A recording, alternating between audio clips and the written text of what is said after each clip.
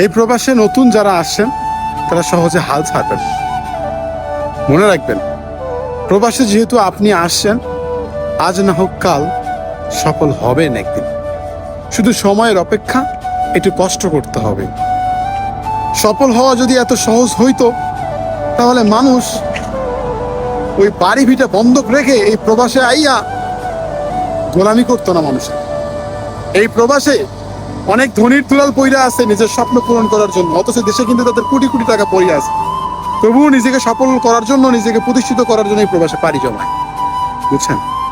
তো সফল হওয়া এত সহজ না। যারা নতুন আসছেন, অল্প একটু ধৈর্য ধরেন, আল্লাহর কাছে শুকরিয়া আদায় করেন।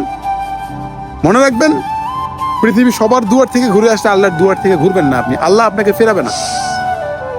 আপনি, আমি, আমরা মধ্যবিত্ত যারা, তারা কিন্তু সবসময় ঋণ করেই প্রবাসে আসি। আমরা অনেক কষ্ট করি, অনেক পরিশ্রম করি, এরপরেও কিন্তু আমরা সফলতা পাই না। আর একটা জিনিস মনে রাখবেন, আল্লাহ তাআলা যে জিনিসটা দেয়, অতি সহজে জিনিসটা দেয়, ওই জিনিসটা কিন্তু অতি তাড়াতাড়ি আবার নিয়ে যায়। আর যে জিনিসটা অনেক কষ্টের পর দেয়, ওই জিনিসটা সারা জীবন থেকে যায়। তো জীবনে প্রতিষ্ঠিত হতে গেলে কর্মজীবনে একটু সময় লাগবে, তাই হাল ছাড়বেন না ভাই।